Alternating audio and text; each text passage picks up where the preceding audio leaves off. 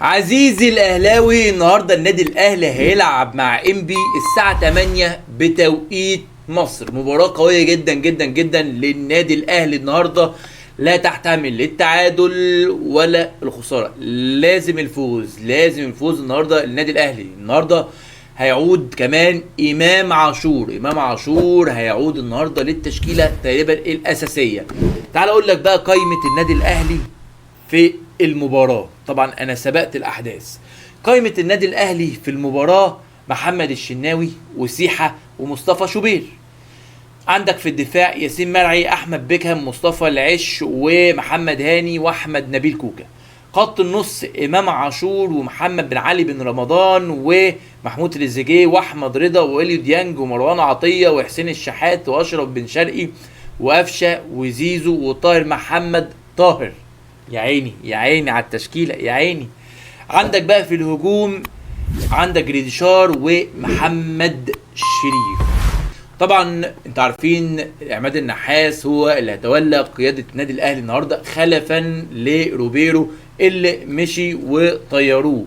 النهارده يا جماعه هيكون مباراه قويه جدا جدا جدا جدا، وبرضو بقول لكم يا جماعه مفيش بديل عن الفوز بالنسبه للنادي الاهلي النهارده. تعالوا بقى نشوف ترتيب النادي الاهلي ونادي انبي في جدول الدوري. انبي يا جماعه في المركز التاسع، عنده 8 نقط، لعب 5 ماتشات وكسب 2 وخسر 1 وتعادل 2 وعنده 8 نقط. النادي الاهلي في المركز ال 15. لاول مره يا جماعه النادي الاهلي يبقى في مركز ال 15. لعب كام ماتش؟ 4 مباريات. لعب 4 مباريات، يعني 4 مباريات يا صديقي، كسب منهم ماتش واحد، اتعادل 2 وخسر 1 قدام بيراميدز. دي تقريبا اسوأ بداية للنادي الاهلي. النادي الاهلي يا جماعة عنده كمية نجوم، انا مش عارف اقول لكم ايه. نجوم رهيبة يعملوا نتائج زي دي ازاي؟ لا يعني في حاجة غلط. وعنده كام نقطة النادي الاهلي؟ 5 نقط. 5 نقط. عشان كده بقول لكم لا بديل عن الفوز للنادي الاهلي، لا بديل عن الفوز. يعني انا راجل زملكاوي لكن ما بكلمك كوره وبحلل لك كوره، وهقول لك برضو التشكيله المتوقعه اللي هيبتدي بيها النادي الاهلي النهارده بنسبه كبيره. هقول لكم التشكيله اللي هيبتدي بيها عماد النحاس بنسبه كبيره. فيلا بينا نروح عن التشكيله كده ونشوف الدنيا فيها ايه. يلا بينا، تعالى كده معايا، ما تروحش في حته، تعالى معايا نروح يا باشا عند التشكيله بتاعتنا الحلوه جدا جدا بتاعت النادي الاهلي. بص بقى يا عزيزي تشكيله النادي الاهلي النهارده حلو. طبعا نرتب بس التشكيله كده، في حراسه المرمى النهارده غالبا هيلاعب شوبير. احساسي بيقول لي كده، احساسي الزملكاوي بيقول لي كده يعني. بس نرتب بس اللعيبه كده معلش عشان ايه نبقى مترتبين. شوبير يا جماعه في حراسه المرمى، كوكا ناحيه الشمال، ياسين مرعي. ومش عارف يا جماعه ليه النادي الاهلي مشى معلول. ليه مشيته معلول؟ مش عارف. ما عندكش باك شمال كويس، مشيت معلول ليه يا حبيبي؟ مش عارف. ماشي، ياسين مرعي وبيكهام هيلعبوا طبعا في الدفاع. وعندك محمد هاني اللي الناس عماله تزوم عليه، وهاني وهو يا جماعه واحد من احسن 2 لعيبه باكات يمين في الدوري، هو وعمر جابر. مفيش حد احسن منهم. انا من رايي هم دول احسن 2 موجودين في مصر يا جماعه. بتهاجموا ليه محمد هاني؟ بتموتوا اللاعب ليه؟ حرام عليكم، واحده على هاني. انت عندك يا جماعه كنز والله. ماشي. في نص الملعب طبعا امام عاشور ما ينفعش يطلع، امام عاشور هيلعب طبعا، وديانج وبن رمضان صانع العاب، وتريزيجيه ناحيه الشمال، محمد شريف في الهجوم، واليمين احمد السيد زيزو اللي ما بيطلعش برضه وحش. حلو بيلعب، حلو بيلعب وحش، هو قاعد اساسي كده يعني، قاعد على قلبكم. دي تشكيله النادي الاهلي بنسبه 95% اللي هتلعب النهارده قدام انبي. اكتب لي برضو انت رايك في الكومنتات، حابب مين يلعب مين ما يلعبش، يعني شاركني برضو رايك، شايف مين يستاهل مين ما يستاهلش. وعايز اكلمكم يا جماعه على قفشه يا جماعه، المفروض يا جماعه يلعب محمد شريف. دي قائمه النادي الاهلي اللي هتكون موجوده النهارده، و يعني ادينا قلنا التشكيله وادينا قلنا التشكيله. مشكله يا جماعه النادي الاهلي بجد مشكله كبيره جدا جدا، ان هو عنده تخمه من النجوم. دي نفس المشكله اللي كان بيقابلها باريس سان جيرمان يا جماعه.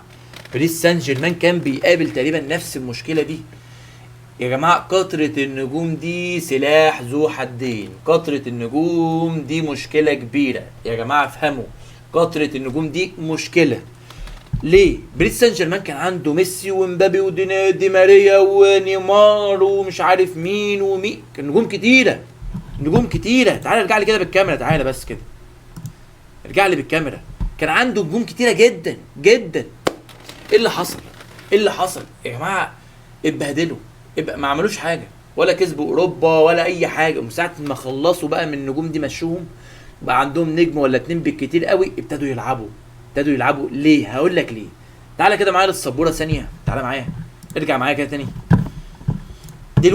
دلوقتي احنا عندنا تريزيجيه نجم، شريف نجم، ده مهاجم كده كده يعني بيطلع قدام دايما. بن رمضان نجم، زيزو نجم النجوم، امام عاشور نجم النجوم. طيب عندك مين بقى يا جماعه اللي بيحب يكحرب بقى ويموت نفسه عشان يقطع الكوره؟ 5 لعيبه دول يا عيني يموتوا نفسهم قدام 4-5 لعيبه من الفرقه الثانيه عشان يقطعوا ايه؟ يقطعوا منهم الكوره عشان يوصلوهم للبشوات اللي قدام النجوم دول السوبر ستار. ما انا مش هرجع يا حبيب قلبي اموت نفسي هنا في الدفاع وبتاع واموت نفسي وده يرجع وده يموت نفسه هنا. لا انا برجع، ممكن يرجع كل حاجه، ولكن دفاع اللي هو ايه؟ الروتيني كده، اللي هو يعني برجع بقضي بس بعمل منظر. انا رجعت اوبا المايك كان هيطير. برجع بس ان هو ايه؟ يعني بقضي واجب، تأدية واجب، مش دفاع بقى وضغط وشراسه وبتاع، لا تأدية واجب عادي يعني، اللي هو ان انا رجعت وضغطت وبتاع كسوري يعني، سوري ان انا رجعت. لكن دول دايما عايزين الكوره، الناس الحلوين دول يقطعوا الكوره، يطلعوا الرجاله بدل قدام. لا احنا عايزين نهاجم عشان ندافع ونقطع الكوره ونتمرمط ونتبهدل والتيشيرتات والشورت يبقى طينه من النجيله. لا احنا بشوات يا جماعه، مش كده، عيب. فتعالى معايا كده، تعالى معايا اقول لك على حاجه. فدي مشكله كبيره جدا للنادي الاهلي هيواجهها. هل هيقدر يحلها ولا لا؟ النادي الاهلي ايام جوزيه كان عنده تخمه من النجوم برضه، لكن جوزيه قدر يتعامل مع اللعيبه دي، وفي لعيبه بصراحه كتيره زي قفشه، حسين الشحات اتظلموا. انا ضد يا جماعه ان في لعيب عندك يبقى حلو ووحش، او حلو ويفضل مثلا وحش يفضل يلعب، زي زيزو، زي تريزيجيه. بن شرقي يلعب، قفشه يلعب، حسين الشحات يلعب مكان زيزو. لا لكن في لعيبه دلوقتي في الاهلي وحشين حلوين هيلعبوا الا كده بقى، هيفضل يلوي بوزه ويعمل كده بقى ويخبط البوكس وبتاع ويعمل كده بقى. ده يا جماعه النادي الاهلي ما كانش كده. لا فوقوا، دي وجهه نظري. انا راجل زملكاوي وبنصحكم يا جماعه، لا ما ينفعش يعني، لا. وامام عاشور طبعا زي ما انت عارف حلو بقى وحش لازم يلعب، زيزو حلو وحش لازم يلعب. الاثنين دول هيلوا بوزهم، لو ما لعبوش هتلاقي لو بوزه واتضايق بقى ولو بدلته يا سلام، لو بدلته في الدقيقه 60 يا نهار ابيض. بدل كده زيزو في الدقيقه 60 كده مثلا ووريني هيعمل ايه. بدله كده ماتش ولا 2 ولا 3 كده مثلا، يا نهار ابيض. لا ليله سودة، هتبقى ليله سودة. انا بقول لكم والله، يعني انا بقول لكم. فدي مشكله كبيره جدا بتواجه النادي الاهلي. هل هيقدر يحلها ولا لا؟ عماد النحاس النهارده توقع ان دايما عماد النحاس لما بيمسك كده المنصب كده جديد من ورا مدرب كده بيكسب 4-5، فممكن انبي النهارده تخسر 4-5. يعني سجل عليا اللي بقول لك ده، لو تتفرج معايا على الفيديو. بص يا صديقي، الاهلي النهارده المفروض يعني حسب الاسطوره ما بتقول، الاسطوره الاهلاويه، ان هو المفروض يكسب 4-5 نادي انبي.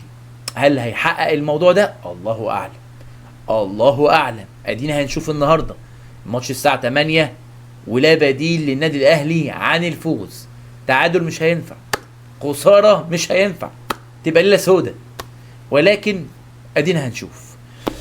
والله اكتبوا يا جماعه توقعاتكم. عايز يا جماعه كل اللي موجود في اللايف دلوقتي ومكمل معايا الفيديو ده لاخره يتوقع النتيجه في الكومنتات بين النادي الاهلي وانبي. هل هيخسر هل هيخلص تعادل ولا هيخلص فوز للنادي الاهلي ولا فوز لنادي انبي؟ يلا اشوفكم في فيديو جديد وسلام.